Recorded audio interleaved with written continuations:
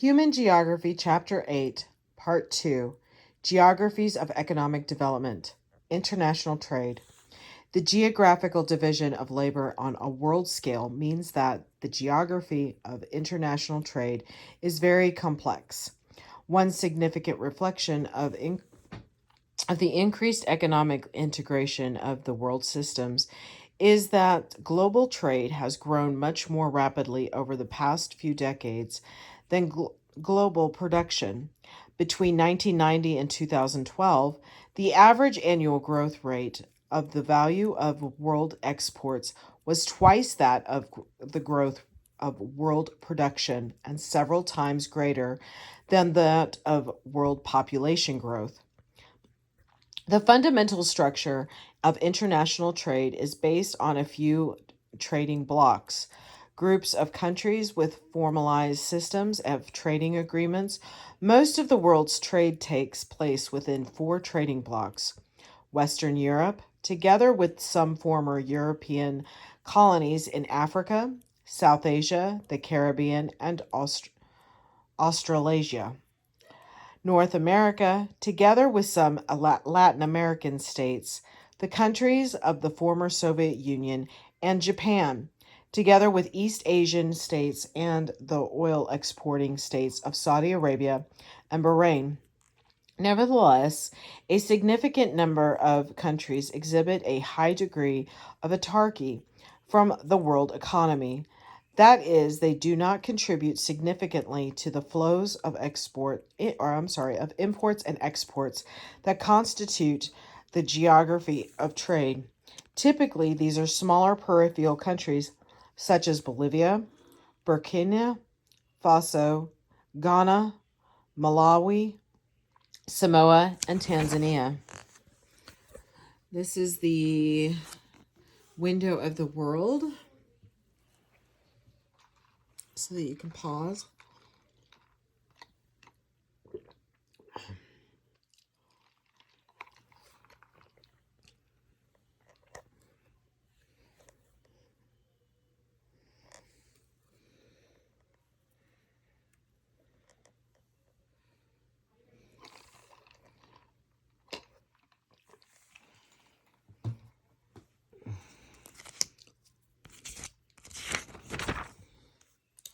Spatial inequality, gender, and economic.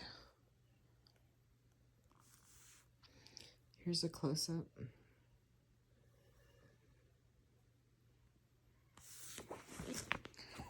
Shifts in global politics have affected the geography of trade. One important change was the breakup of the former Soviet Union. Other significant geopolitical shifts include the trend toward the political as well as economic integration of Europe and the increasing participation of China in the world economy. But perhaps the most important shift in global politics in relation to world trade has been the shift toward open markets and free trade through neoliberal policies. Propagated by core countries, neoliberal policies are economic policies predicted on a minimalist role for the state that assumes the desirability of free markets, not only for the economic organization, but also for political and social life. If necessary, social goals and regulatory standards have to be sacrificed, it is argued, to ensure that business has the maximum latitude for profitability. The rising tide of economic development, the argument goes, will then trickle down to less prosperous areas. Neoliberalism has meant the deregulation of finance and industry, the shedding of many of the traditional roles of central and local governments as mediators and regulators, curbs on the power and influence of labor unions and government agencies, a reduction of public investment in the physical infrastructure of roads, bridges, and public utilities, the creation of free trade zones, enterprise zones, and other deregulated spaces, and the privatization of government services. The overall effect has been to hollow out, unquote, the capacity of central governments to shape economic development while forcing local and regional governments to become increasingly entrepreneurial in pursuit of jobs and revenues. The opening of markets and the globalization of economic activity has created new flows of materials, components, information, and finished products as global systems of manufacturing has emerged. Significant quantities of manufactured goods are now imported and exported across much of the world through complex commodity chains. We saw in the case of blue jeans in box 2.2, visualizing geography commodity chains. No longer do developed economies export manufactured goods and peripheral countries import them. African countries are an important exception, with many of them barely participating in world trade and in manufactured goods. One important aspect of world trade is that the smaller peripheral partners in trading relationships are highly dependent on developed economies. An aspect of dependency in this context is the degree in which a country's export base lacks diversity. Dependency involves a high level of reliance by a country on foreign enterprises, investment, or technology. External dependence for a country means that it is highly reliant on levels of demand and the overall economic climate of other countries. Dependency for a peripheral country can result in a narrow economic base in which the balancing of national accounts and the generation of foreign exchange depend on the export of one or two agricultural or mineral resources, as is the case in Angola, Chad, the Dominican Republic, Iran, Iraq, Libya, and Nigeria, for example. Patterns of international debt. In many peripheral countries, debt service, the annual interest on international debts, is a significant handicap to economic development. For every $1 that developing countries receive in aid, they end up having to return $5 in debt service payments to core countries. In some countries, 20% or more of all export earnings are swallowed up by debt service. At the root of the international debt problem is the structured inequality of the world economy. The role inherited by most peripheral countries within the international division of labor has been one of producing primary goods and commodities for which both the elasticity of demand and price elasticity are low. The elasticity of demand is the degree to which levels of demand for product or service change in response to change in price.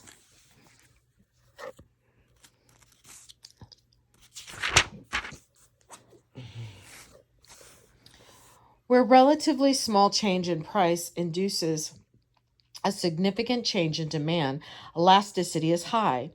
Where levels of demand remain fairly stable in spite of price changes, demand is said to be inelastic.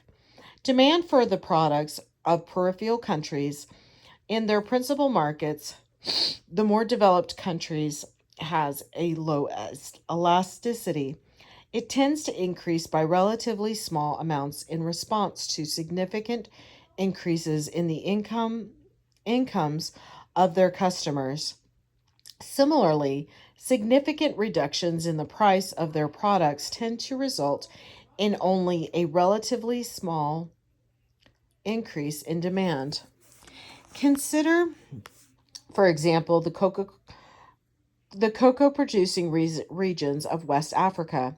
No matter how they improve productivity in order to keep prices low, and no matter how much more affluent their customers in core countries become, there is a limit to the demand for cocoa products. In contrast, the elasticity of demand and price elasticity of high-tech manufactured goods and high-order services, the specialties of core economies within the International Division of Labor, are both high. As a result, the terms of trade are stacked against the producers of primary goods. The terms of trade are determined by the ratio of the prices at which exports and imports are exchanged. When the price of exports rises relatively to the price of imports, the terms of trade reflect an improvement for the exporting country. No matter how efficient primary producers become or how affluent their customers, the balance of trade is tilted against them. Quite simply, they must run in order to stand still. An obvious counter strategy for peripheral countries is to attempt to establish a new role in the International Division of Labor, moving away from specialization in primary commodities toward a more diversified manufacturing base. This strategy is known as import substitution. It is a difficult strategy to pursue, however, because building up a diversified manufacturing base requires vast amounts of startup capital. With the terms of trade running against them, it is extremely difficult for peripheral countries to accumulate this capital, so they have to borrow. The debt problem has led to calls for affluent lending countries to provide debt relief to some of the poorest countries. In 2005, the world's richest countries, the G8 group, agreed to write off $40 billion in debts owed by 18 of the world's poorest countries, most of them in Africa. Addressing the full magnitude of LDC debt, however, will require continued substantial and sustained efforts if the poorest countries are to break free of the crushing financial obligations of their accumulated debts. Fair trade. The fair trade movement is a result of increasing awareness within developed countries of the weak bargaining position of many small producers at the beginning of the commodity chains that underpin the global economy. Fair trade has become part of the mobilization against globalization, an attempt to raise consumers conscious about the relationships embodied in their purchases. The fair trade movement is a global network of producers, traders, marketers, advocates, and consumers focused on building equitable trading relationships between consumers and the world's most economically disadvantaged artisans and farmers. As such, it is fundamentally a strategy for poverty alleviation and sustainable development. The key principles of fair trade include 1. Creating opportunities for economically disadvantaged producers, 2. Capacity building, 3. Ensuring that women's work is properly valued and rewarded, 4. Ensuring a safe and healthy working environment for producers, and 5. Payment of a fair price, one that covers not only the cost of production but enables production that is socially just and environmentally sound. The result is often very modest in relation to the retail price of fair trade goods in developed countries. Only about 9 cents of the $3.10 cost of an average fairly traded 100-gram bar of chocolate goes to producers in developing countries, the rest being accounted for by core country food processors, designers, packagers, photographers, marketing staff, advertisers, shopkeepers, and tax authorities. Nevertheless, fair trade demonstrably helps producers in developing countries and typically involves democratic decision making over how the extra money is to be distributed. Several types of fair trade organization performs various roles along the commodity chains, linking producers to consumers at the beginning of the commodity chain are producer organizations, village or community groups, or cooperatives. For example, often joined together under export marketing organizations, in 2014 there were more than 1,150 fair trade certified producer groups, including many umbrella world bodies worldwide. These organizations typically sell their products to second kind of fair trade organization, registered importers and wholesalers in more developed countries. In 2014, these existed in about 60 countries. They in turn sell to fair trade retailers, world shops, unquote, and catalog or internet based retailers, figure 8.12.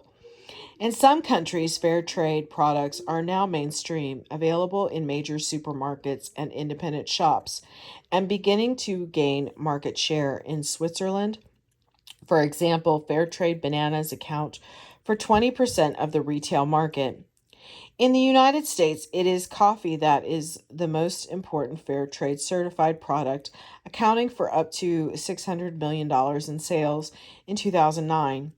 There are also fair trade organizations that are focused on labor practices, such as the Ethical Trading Initiative, ETI, which evolved from fair trade campaigns run by British aid organizations. ETI involves a multi agency grouping of companies, non governmental agent organizations, NGOs, and trades unions that have together devised a basic code of labor practices covering the right to collective bargaining, safe and hygienic working conditions, living wages, and a standard working week of no more than 48 hours. Interpretations of international patterns of development. The overall relationship between economic structure and levels of prosperity makes it tempting to interpret economic development in distinctive stages, each developed region or country. In other words, it might be thought of as progressing from the early stages of development with a heavy reliance on primary activities and relatively low of prosperity, though a phase of industrialization on to a mature stage of post-industrial development with a diversified economic structure and relatively high levels of prosperity. This in fact has been commonly held a view of economic development, first conceptualized by a prominent economist, W. W. Rostow. Rostow's model is too simplistic to be much help in understanding human geography. The reality is that places and regions are now interdependent. The fortunes of any given place are increasingly tied up to with those of many others. Furthermore, Rostow's model perpetuates the myth of developmentalism, the idea that every country and region will eventually make economic progress toward high mass consumption, provided that they compete to the best of their ability within the world economy. The main weakness of developmentalism is that it is simply not reasonable to compare the prospects of late starters to the experience of those places, regions, and countries that were among the early starters. For these early starters, the horizons were clear, free of effective competition, free of obstacles, and free of precedents. Precedents. For the late starters, the situation is entirely different. Today's less developed regions must compete in a crowded field while facing numerous barriers that are direct consequence of the success of some of the early starters. Indeed, many writers and theorists of international development claim that the prosperity of the core countries in the world economy has been based on the underdevelopment and squalor in peripheral countries. Peripheral countries, it is argued, could not follow a previous historical experience of developed countries and in stages of development fashion because of their underdevelopment. that is, exploitation, was a structural requirement for development elsewhere. The development of Europe and North America, in other words, required the systematic underdevelopment of peripheral countries by means of unequal trade, exploitation of labor, and profit extraction. The underdeveloped countries became increasingly rather than decreasingly impoverished. Here is this. This explanation is known as dependency theory, unquote. It has been a very influential approach in explaining global patterns of development and underdevelopment. Dependency theory states essentially that development and underdevelopment are reverse sides of the same process. Development somewhere requires underdevelopment elsewhere. Manuel Wallerstein's world system theory, see Chapter 2, takes this kind of dependency into account. According to the perspective, the entire world economy is to be seen as an evolving market system with an economic hierarchy of states, a core, a semi-periphery, and a periphery. The composition of this hierarchy is very variable. Individual countries can move from periphery to semi-periphery, core to periphery, and so on. Regional economic development. Unevenness in economic development often has a regional dimension. Initial conditions are crucial determinant of regional economic performance. Scarce resources, a history of neglect, lack of investment, and concentrations of low-skilled people all combine to explain the lagging performance of certain areas. In some regions, initial extreme disadvantages constrain the opportunities of individuals born here there. A child born in the Mexican state of Chiapas, for example, has a much bleaker prospects than a child born in Mexico City. The child from Chiapas is twice as likely to die before the age of 5, less than half as likely to complete primary school, and 10 times as likely to live in a house without access to running water. On reaching working age, he or she will earn 20 to 35% less than comparable worker living in Mexico City. And 40 to 45% less than one living in northern Mexico. Other examples of regional inequality can be found throughout the world, and globalization has increased regional inequality within many countries of China. For example, disparities have widened dramatically between the interior and the export-oriented regions of the coast. The transition economies of the countries of the former Soviet Union and Eastern European satellites have registered some of the largest increases in regional inequality.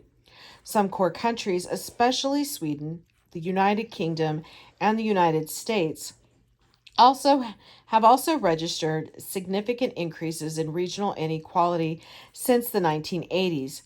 At this regional scale, as at the global scale, levels of economic development often exhibit a fundamental core periphery structure. Indeed, within country, core periphery contrasts are evident throughout the world in core countries such as France and United States, and semi-peripheral countries such as South Korea, and in peripheral countries such as Nigeria and Indonesia. The economics of location. Patterns of regional economic development are historical in origin and cumulative in nature. Recognizing this, geographers are interested in geographical path dependence.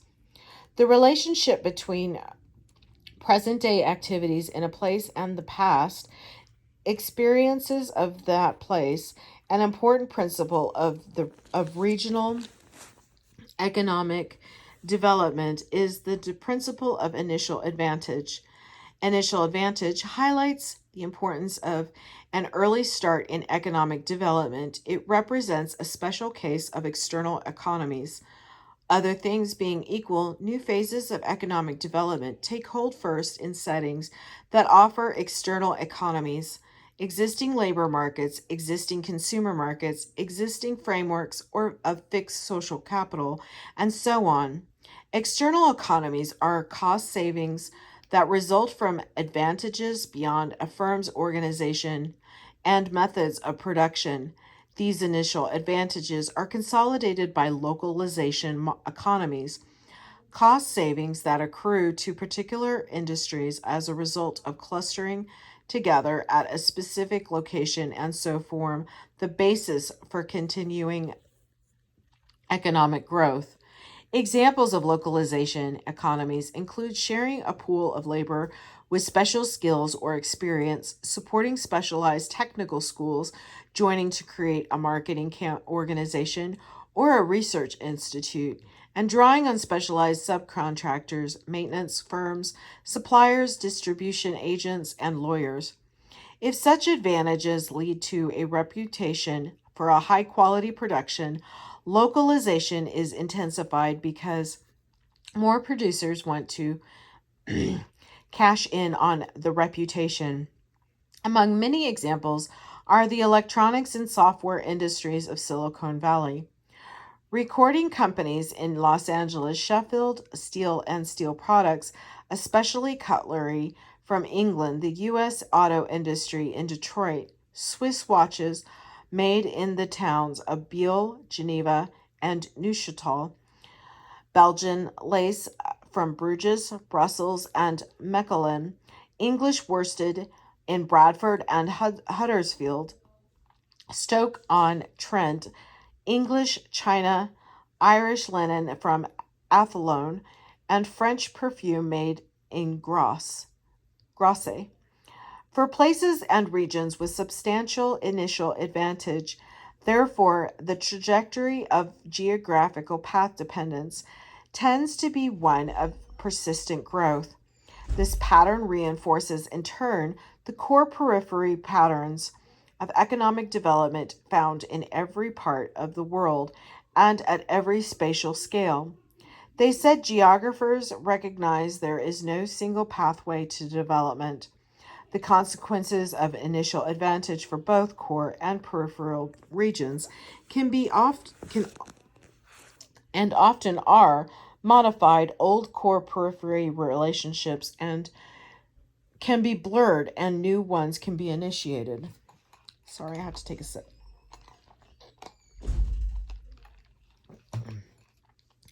Regional economic linkages.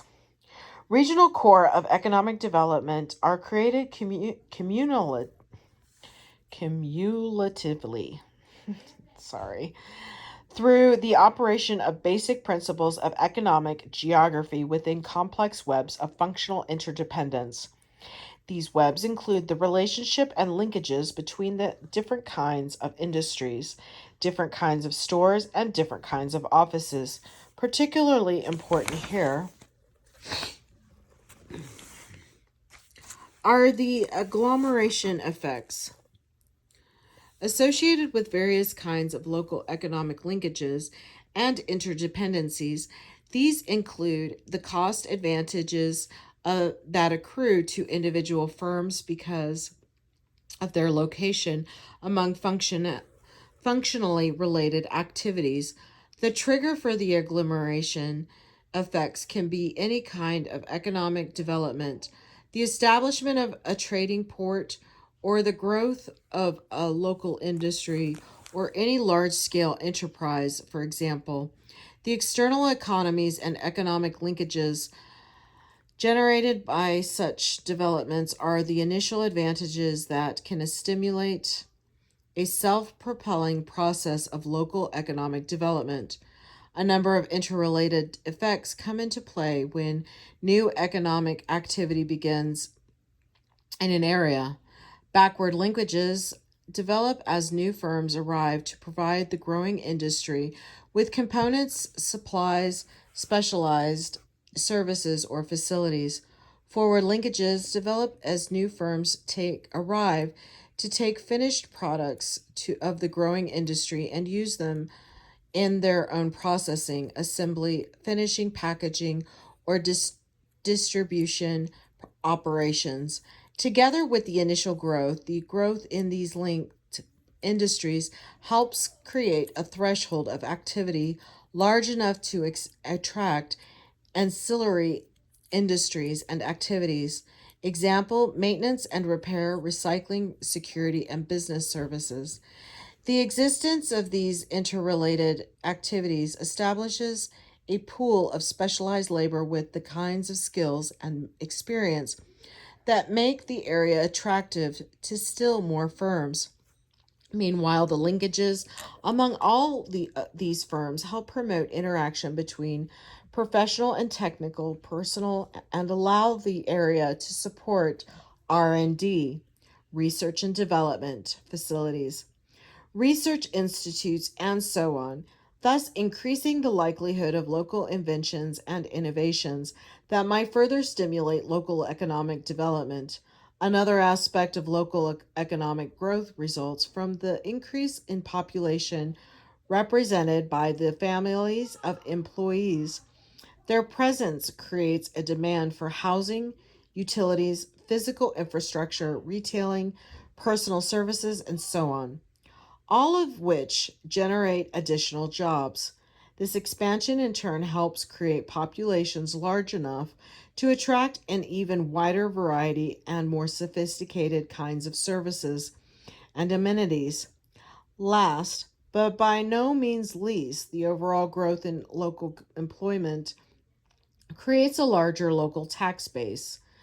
The local government can then provide improved public utilities, roads, schools, health services, recreational amenities, and so on, all of which serve to intensify agglomeration economies and so enhance the competitiveness of the area in attracting further rounds of investment. Swedish economist Gunnar Myrdal, the 1974 Nobel Prize winner, was the first to recognize that any significant initial local advantage tends to be reinforced through these geographic principles of agglomeration and localization. He called the process cumulative causation. Cumulative causation refers to the spiraling buildup of advantages that occurs in specific geographic settings as a result of the development of external economies, agglomeration effects, and localization economies. Myrdal also pointed out that this spiral of local growth tends to attract people, enterprising young people usually, and investment funds from other areas. According to the basic principles of spatial interaction, these flows tend to be the strongest from nearby regions and areas with the lowest wages, fewest job opportunities, or least attractive investment opportunities.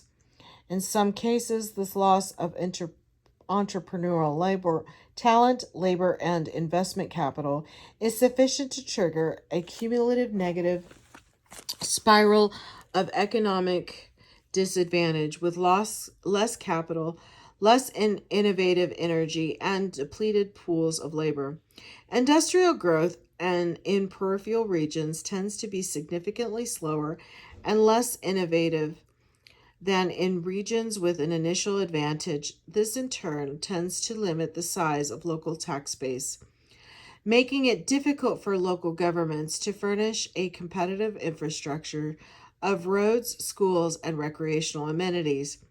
Muriato called these negative impacts on a region or regions of economic growth or of some other region backwash effects. Negative impacts take the form, for example, of out migration, outflows of investment capital, and the shrinkage of local taxes basis. Backwash effects are important because they help explain why regional economic development is so uneven and why core periphery contrasts in economic development are so common. The modification of regional core periphery patterns.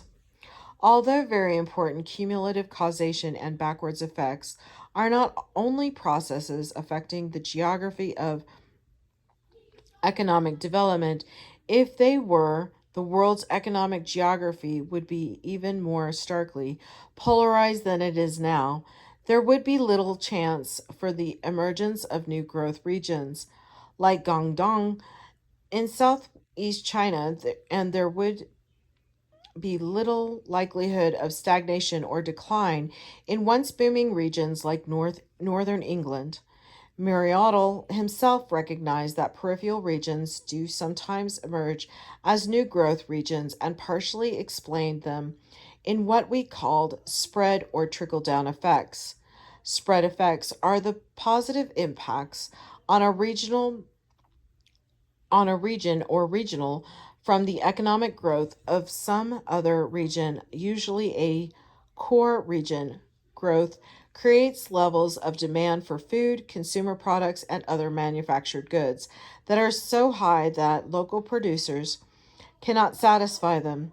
The demand gives investors in a peripheral regions or countries the opportunity to establish a local capacity to meet the demand. Entrepreneurs who participate are also able to exploit the advantages of cheaper land and labor in peripheral regions. If strong enough, spread effects can enable peripheral regions to develop their own spiral of commun- cumulative causation, thus changing the international geography of economic patterns and flows. The economic growth of South Korea, for example, is partly attributable to the spread of effects of Japanese economic prosperity. Core periphery patterns and relationships can also change as a result of slowdowns or reversals. In the spiral of cumulative causation in core regions, the main cause of this effect is the development of agglomeration di- diseconomies. Agglomeration diseconomies are the negative economic effects of urbanization and the local concentration of industry, including the higher prices that must be paid by firms competing for land and labor costs of delay resulting from traffic congestion and crowded port and railroad facilities. The increasing cost of solid waste disposal and the burdens of higher taxes that eventually have to be levied by local governments in order to support services and amenities previously considered unnecessary traffic police, city planning, and transit systems, for example. Here, I'm going to show the chart. Here is that, so you can read about the chart. And then, should you wish to draw a picture, here's this is how the chart looks. And then here's a close up.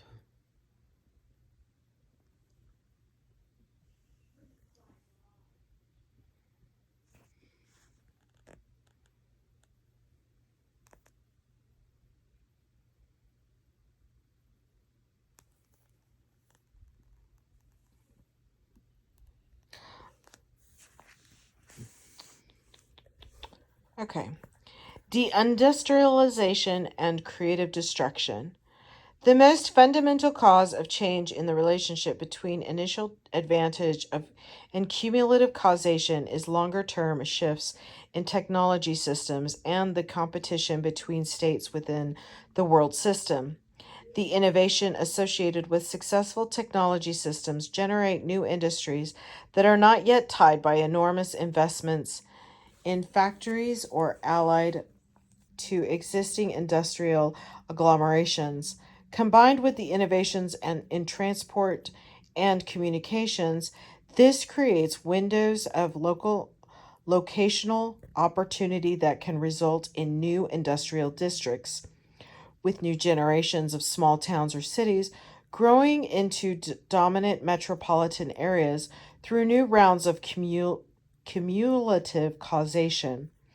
Equally important as a factor in how core periphery patterns change are the shifts in the profitability of old established industries in core regions compared to the profitability of new industries in fast growing new industrial districts. As soon as the differential is large enough, some disinvestment takes place within core regions. This disinvestment can take place in several ways. Manufacturers can reduce their wage bill by cutting back on production. They can reduce their fixed costs by closing down and selling off some of their factory space and equipment, or they can reproduce their spending on research and development for new products. This disinvestment in turn leads to deindustrialization in formerly prosperous industrial core regions. Deindustrialization involves a relative decline and, in extreme cases, an absolute decline in industrial employment in core regions as firms scale back their activities in response to lower levels of profitability. This is what happened to the manufacturing belt, sometimes called the Rust Belt of the United States in the 1960s and 1970s. It also occurred in many of the traditional industrial regions of Europe during the 1960s, 1970s, and 1980s. In France, Belgium, the Netherlands, Norway, Sweden, and the United Kingdom, manufacturing employment decreased by between one third and one half from 1960 to 1990. The most pronounced example of deindustrialization has been in the United Kingdom, where sharp decline in manufacturing employment has been accompanied by an equally sharp rise in service employment. Meanwhile, the capital made available from disinvestment in these core regions becomes available for investment by entrepreneurs in new ventures based on innovative products and production technologies. Old industries and sometimes entire old industrial regions have to be dismantled or at least neglected in order to help fund the creation of new centers of profitability and employment. This process is often referred to as creative destruction, something that is inherent to the dynamics of capitalism. Creative destruction involves the withdrawal of investments from activities and regions that yield low rates of profits in order to reinvest in new activities and new regions. The concept of creative destruction provides a powerful image, helping us understand the entrepreneur's need to withdraw investments from activities and regions yielding low rates of profit in order to reinvest in new activities and often in new regions. In the United States, for example, the deindustrialization of the manufacturing belt provided capital and the locational flexibility for firms to invest in the Sun Belt of the United States and in some semi peripheral countries like Mexico and South Korea. The process does not stop there. However, if the deindustrialization of old core regions is severe enough, the relative cost of their land, labor, and infrastructure may decline to the point where they once again become attractive to investors. As a result, a seesaw movement of investment capital occurs, which over the long term tends to move from developed to less developed regions, then back again. Once the formerly developed region has experienced a sufficient relative decline, quote, has been regions can become redeveloped and revitalized, given a new lease on life by the infusion of new capital for new industries. This is what happened, for example, to the Pittsburgh region in the 1980s, resulting in the creation of post-industrial economy out of a depressed industrial setting. USX, the U.S. Steel Group of companies, reduced its workforce in the Pittsburgh region from more than 20,000 to less than 5,000 between 1975 and 1995. The losses have been more than made up, however, by new jobs generated in high-tech electronics, specialized in engineering, and finance and business services.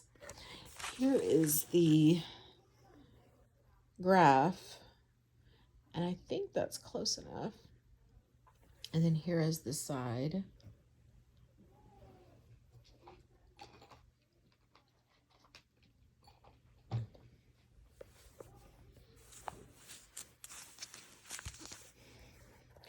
Government intervention. In addition to the processes of deindustrializing and creative destruction, core periphery patterns can also be modified by government intervention. National governments realize that regional planning and policy can be an important component of strategies to stabilize and reorganize their economies as well as to maximize their overall competitiveness. With regional planning and policy, the resources of peripheral regions can remain underutilized while core regions can become vulnerable to agglomeration diseconomies. For political reasons, too, national governments are often willing to help particular regions adjust to changing economic circumstances. At the same time, most local governments take responsibility for stimulating economic development within their jurisdiction, if only in order to increase the local tax base in the long term. The nature and extent of government intervention has varied over time and by country. In some countries, special government agencies have been established to promote regional economic development and reduce core periphery contrasts. Among the best known examples are the Japanese MITTI, Ministry of International Trade and Industry, the Italian Cassa del Mezzogiorno, Southern Development Agency, replaced in 1987 by several smaller agencies, and the U.S. Economic Development Administration. Some governments have sought to help industries in declining regions by undertaking government investment in infrastructure and providing subsidies for private investment. Others have sought to devise tax breaks that reduce the cost of labor in peripheral regions. Still, others have sought to deal with agglomeration diseconomies in core regions through increased taxes and restrictions on land use. While each approach has its followers, one of the most widespread governmental approaches to core periphery patterns involves the exploitation of the principle of cumulative causation through the creation of growth poles. Growth poles are places of economic activity deliberately organized around one or more high growth industries. Economists have noted, however, that not all industries are equal in the extent to which they stimulate economic growth and cumulative causation. The ones that generate the most pronounced effects are known as propulsive industries, and they have received a great deal of attention from geographers and economists who are interested in helping shape strategic policies that might promote regional economic development. In the 1920s, shipbuilding was a propulsive industry. In the 1950s and 1960s, automobile manufacturing was propulsive industry, and today's biotechnology and digital technologies are propulsive industries. The basic idea is for governments to promote regional economic growth by fostering propulsive industries in favorable locations. These locations are intended to become growth poles, places that, given an artificial start, develop a self-sustaining spiral economic prosperity.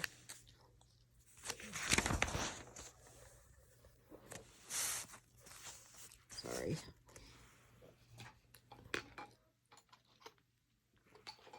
Globalization and economic development. In the past 30 years, regional core periphery patterns have been increasingly influenced by globalization and economic interdependence of major world regions. This globalization,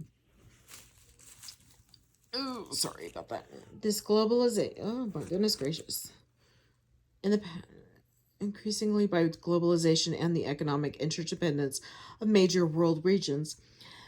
This globalization has been caused by four important and interrelated factors: a new international division of labor, new technology systems, the homogenization of international consumer markets, and the internationalization of finance. A new international division of labor, a major wave of corporate globalization took place in the 1970s, led by manufacturing giants like General Motors and General Electric that wanted to reduce labor costs, outflank national labor unions, and increase overseas market penetration. This new international division of labor has resulted in manufacturing production shifting from the world's core regions to semi-peripheral and peripheral countries as companies seek to keep production costs low by exploiting the huge differentials in wage rates around the world. Meanwhile, new specializations have emerged within the core regions of the world system. High-tech manufacturing and producer services, such as the information services, insurance, and market research that enhance the productivity or efficiency of other firms' activities, or that enable them to maintain specialized roles. These producer services industries have themselves become globalized in responses to the needs of their most important clients, the global manufacturing corporations, a new technology system based on combination of innovations, including solar energy, robotics, microelectronics, biotechnology, and digital telecommunications and information systems. This has required the geographical reorganization of the core economies.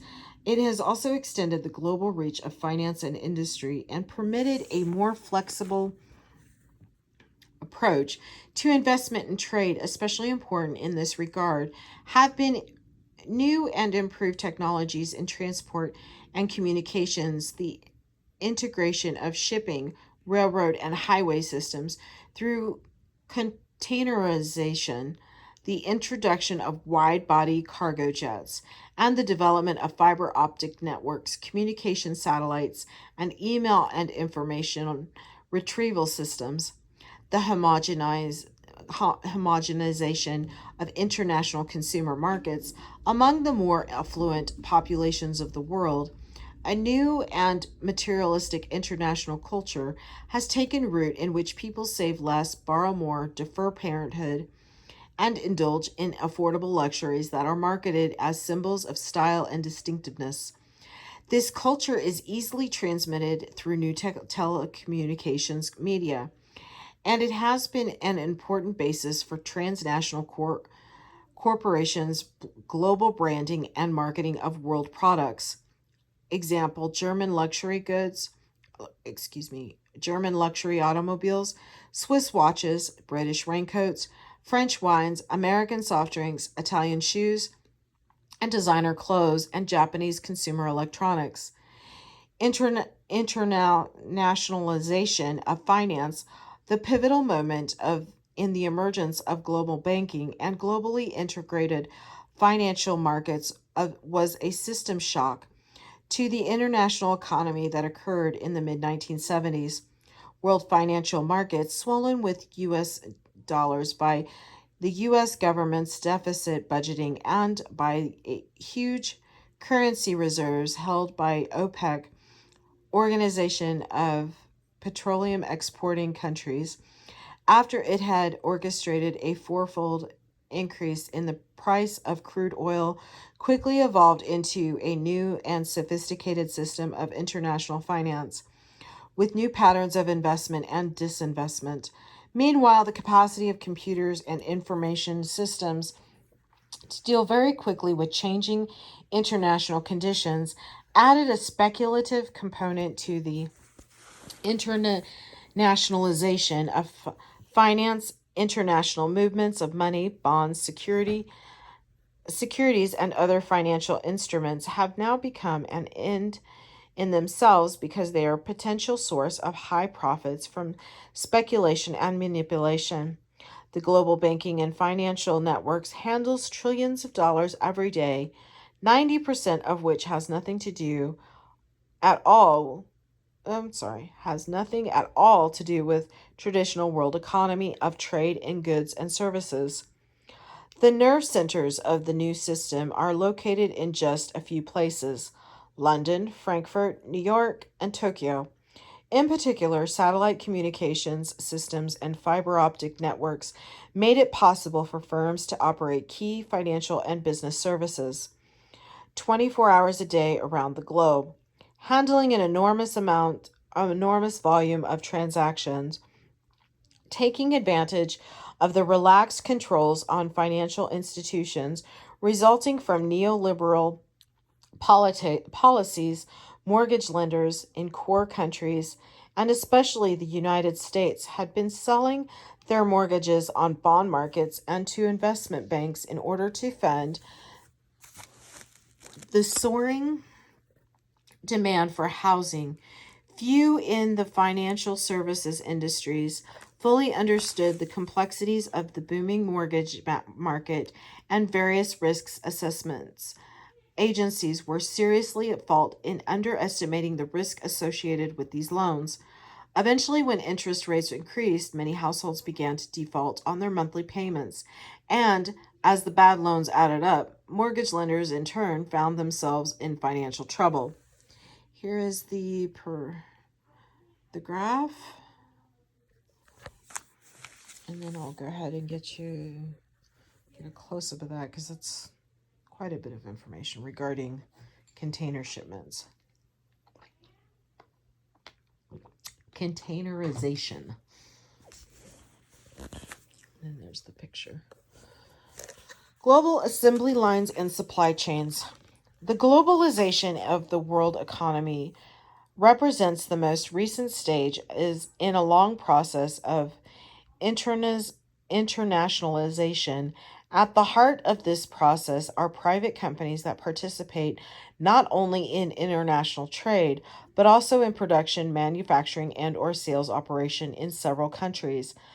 Almost 80%, 80% of Ford's workforce, for example, is employed overseas, and foreign sales account for 55% of its total revenues. Over 50% of IBM's workforce is employed overseas, and 61% of its revenues are derived from foreign sales. 82% of the workforce of Philips, the Dutch electronics firm, is employed overseas, and 95% of its revenues are derived from foreign sales. Many of these transnational corporations have grown large through mergers and acquisitions, and their activities spawn a diverse range of economic activities. Corporations like these, that consist of several divisions, engage in quite different activities, are known as conglomerate corporations.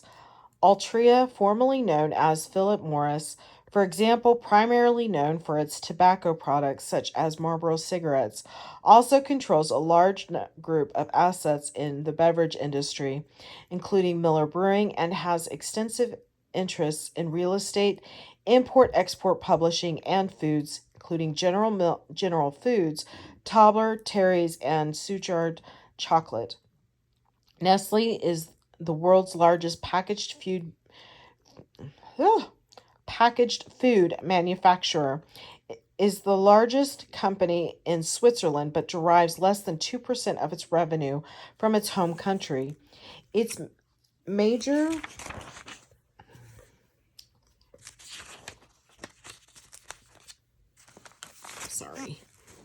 its major U.S. product lines and brand names include beverages Calistoga, Nescafe, Nestea, Perrier, Taster's Choice, chocolate and candy, Butterfinger, Crunch, Kit Kat, culinary products, Buitoni, Carnation, Libby, Maggie, Frozen Foods, Lean Cuisine, Pet Foods, Purina, Fancy Feast, Friskies, Mighty Dog, and Drugs and Cosmetics. L'Oreal, in addition to its 480 factories in 63 countries around the world. Nestle operates more than 40 of Stauffer hotels. Transnational and Transnationals and globalization. Transnational corporations first began to appear in the 19th century, but until the mid 20th century, there were only a few. Most of these were U.S. or European-based transnationals concerned with obtaining raw materials such as oil or minerals for their domestic manufacturing operations after World War II. An increasing number of large corporations began to invest in overseas production and manufacturing operations as a means of establishing a foothold in foreign consumer markets. Beginning in the 1970s, the growth of the transnational conglomerates increased sharply not only in the United States but also in Europe, Japan, and even some semi peripheral countries. By 2012, there were more than 43,000 transnational corporations in the world. Of these, the top 147, all closely connected to one another, together dominated heart of the world economy. Many of the largest transnational corporations are now more powerful in economic terms than most sovereign nations. General Motors' economy is larger than Portugal's Toyota.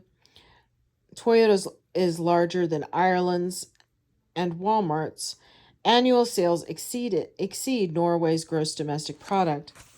The advantages to manufacturers of a global assembly line are several. When a standardized global product for global market allows them to maximize economies of scale. A global assembly line allows production and assembly to take greater advantage of the full range of global variations in costs. With a global assembly line, labor-intensive work can be done where labor is cheap. Raw materials can be processed near their source of supply. Final assembly can be done close to major markets, and so on. A global assembly line means that a company is no longer dependent on a single source of supply for a specific component, thus reducing its vulnerability to industrial troubles and other disturbances. Global sourcing allows transnational conglomerates better access to local markets. For example, Boeing has pursued a strategy of buying a significant number of aircraft components in China and has therefore succeeded in opening the Chinese market to its products. The automobile industry was among the first to develop a global assembly line. In 1976, Ford introduced the Fiesta, a vehicle designed to sell in Europe, South America, and Asia, as well as North America. The Fiesta was assembled in several locations from components manufactured in an even greater number of locations. It became the first of a series of Ford World cars that now includes the Focus, the Mondeo, and the Contour. The components of the Ford Escort are made and assembled in 15 countries across 3 continents. Ford's international subsidiaries, which used to operate independently of the parent company, are now functionally integrated using supercomputers and video teleconferences. The other automobile companies followed suit and organized their own global assembly systems based on a common underbody platform with the flexibility to adapt the interior trim, body, and ride characteristics to conditions in different countries. Honda, for example, has produced 3 distinct versions of the same car from its Accord World Car platform, the bigger, family-oriented Accord for American drivers, the smaller, sportier Accord aimed at younger Japanese professionals, and a shorter and narrower Accord offering the stiff and sporty ride preferred by European drivers. The global assembly lines are constantly being reorganized as transnational corporations seek to take advantage of geographical differences between places and regions, and as workers and consumers in specific places and regions react to the consequences of globalization, Nike, the athletic footwear and clothing marketer, provides a good illustration. Nike once relied on its own manufacturing facilities in the United States and the United Kingdom. Today, however, most of its production is subcontracted to suppliers in East, South, and Southeast Asia. The geography of this subcontracting evolved over time in response to the changing pattern of labor costs in Asia. The first Asian production of Nike shoes took place in Japan. The company then switched most of its subcontracting to South Korea and Taiwan. As labor costs rose there, Nike's subcontracting spread across more and more peripheral countries: China, Indonesia, Malaysia, and Vietnam. In search of low labor costs, by 2006, Nike's subcontractors employed more than 800,000 people in more than 680 different factories. Nike was the largest foreign employer in Vietnam, where its factories accounted for 5% of Vietnam's total exports. China, Indonesia, and Thailand were also major components in Nike's expanded global assembly line because of their low wage costs, around $60 per month. Flexible production systems.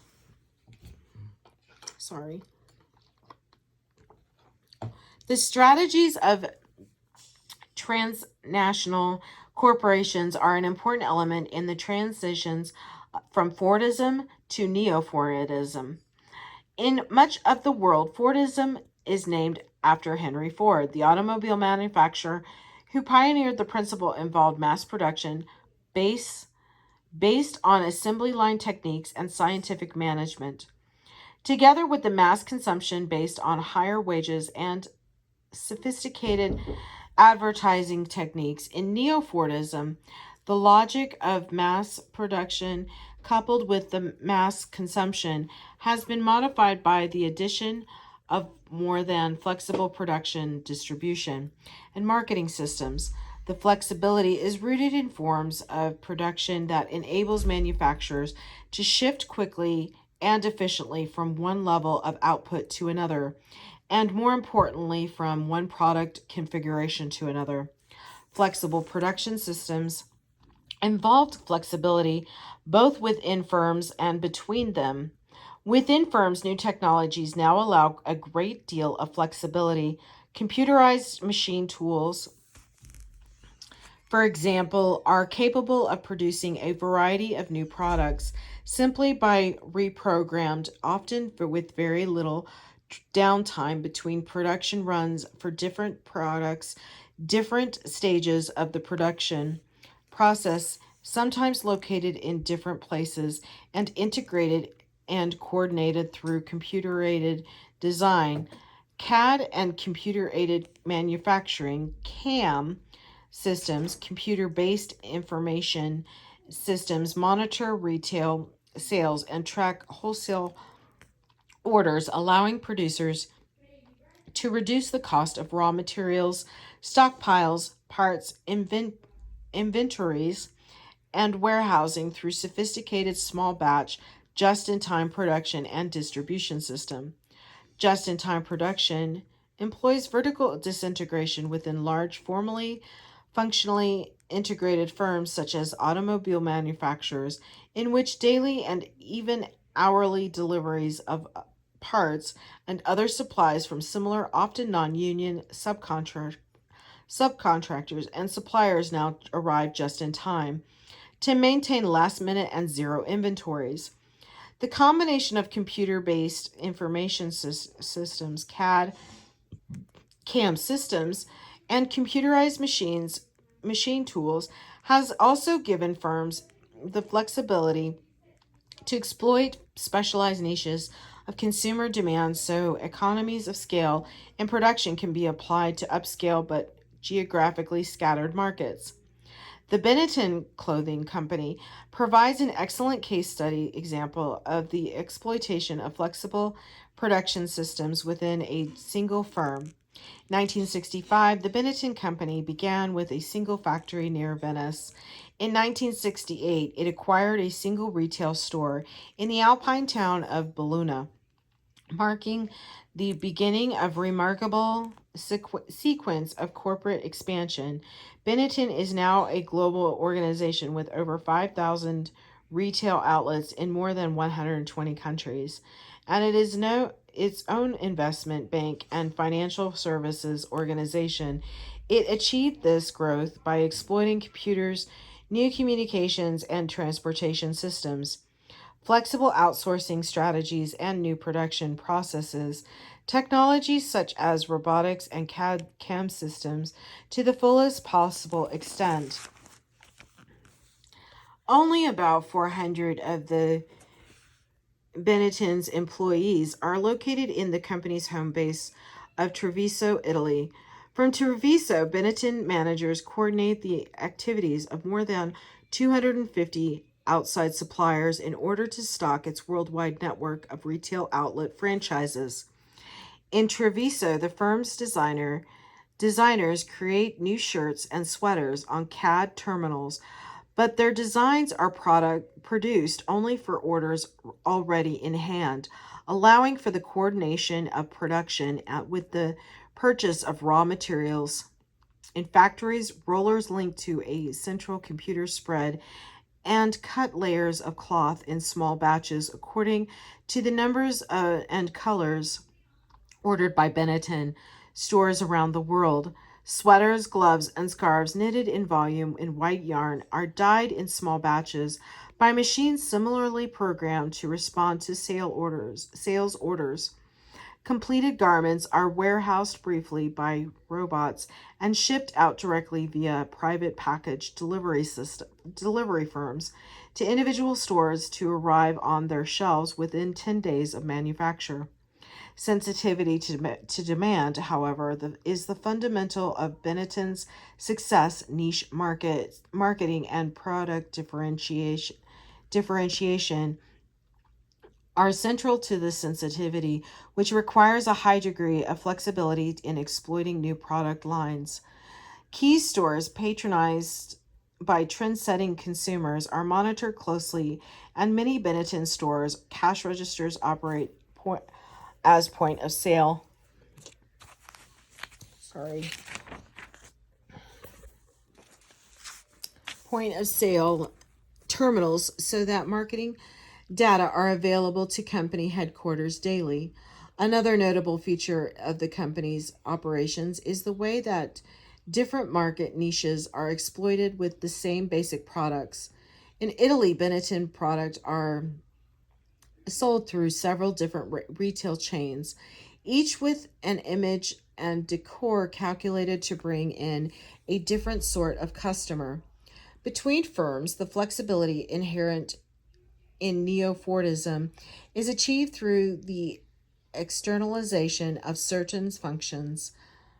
One way of doing this is to recognize administrative, managerial, and technical functions into flatter, leaner, and more flexible forms of organization that can make increased use of outside consultants, specialists, and subcontractors.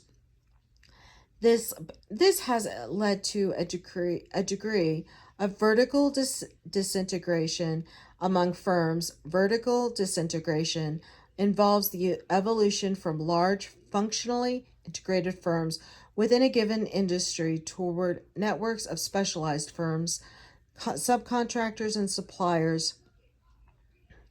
Another route of externalization is participation in joint ventures, in the licensing or contracting of technology, and in strategic alliances involving design partnerships, collaborating R&D's projects, and the like. Strategic alliances are commercial agreements between transnational corporations, usually involving shared technologies, marketing networks, market research, or product development. They are an important contributor to the intensification of economic globalization. Maquiladores and export processing zones. Sorry, I have to take a sip.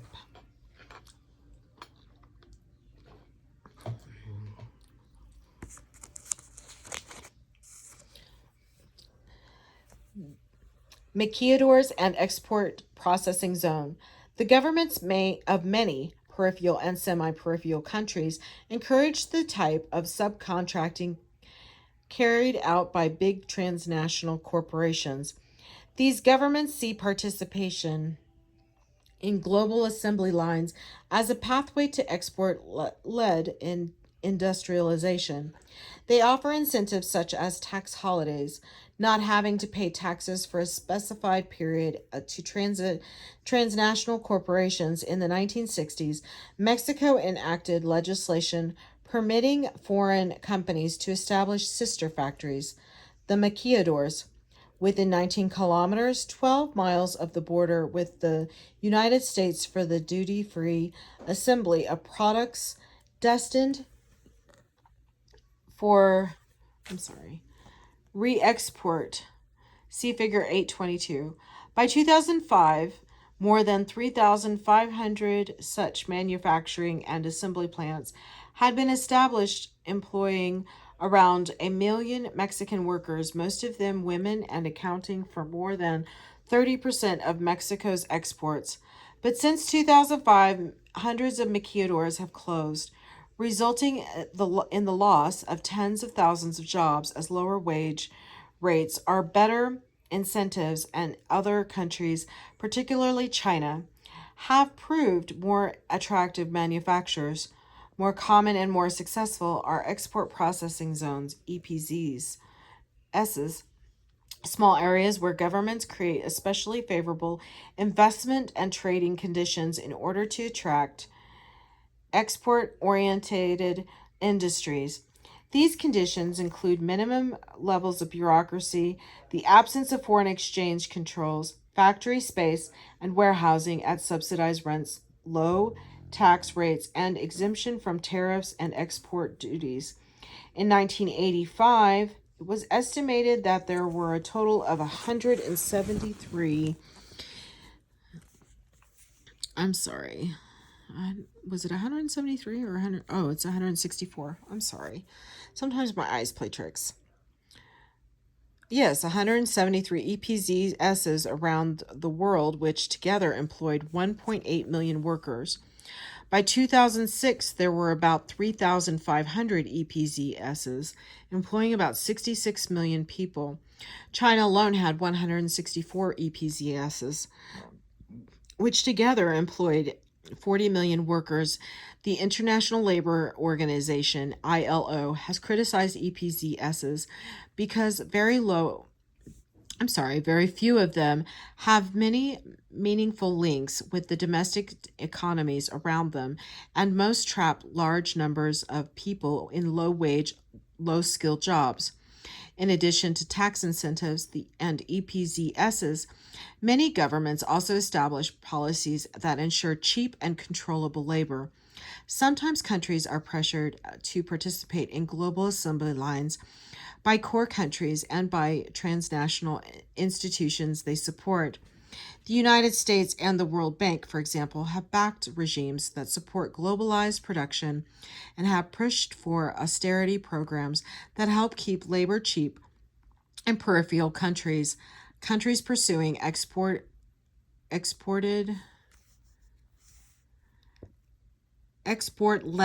industrialization as economic development strategy do not plan to remain the providers of cheap labor of foreign-based transnational corporations. However, they hope to shift from labor-intensive manufactured goods to capital-intensive high-technology goods, following the path of semi-peripheral Asian countries like Singapore and South Korea. I'm going to go ahead and pause here, and I will continue with part 3. So this will be the end of part 2. Thank you.